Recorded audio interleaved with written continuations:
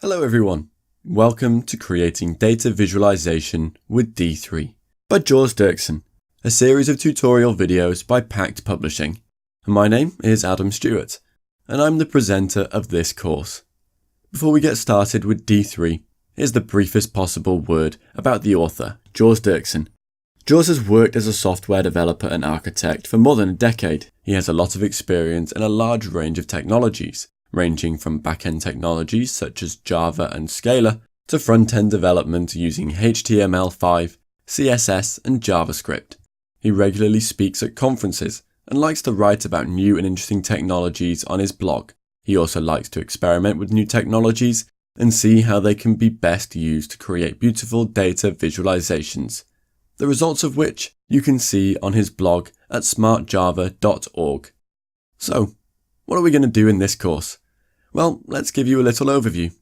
In the first section, Getting Started with D3, we'll see how to set up your development environment. We'll also create our very first visualizations. Then we'll move on to basic charts and shapes to see how we can use the D3.js APIs to create basic shapes and create interactive line charts and animate pie charts. In the next section, we'll work with hierarchical data. We'll use D3.js to create different kinds of trees, and also show tree map and pack visualizations. Later, we'll see one of the most interesting features of D3.js, that is, how to work with geographical data. We'll show you all the various map projections provided by D3. Lastly, we'll look at ES6 and external D3.js libraries.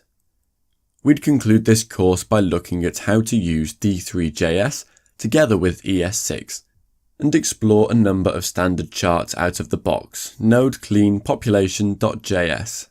To work with the examples in this course, you don't need any special software requirements, besides having Node installed and having an editor that you can use to explore and append the examples. The first section explains how to install and use these tools to run and extend the examples. That covers everything that we're going to learn in this course. Let's get started. I hope you enjoy the course.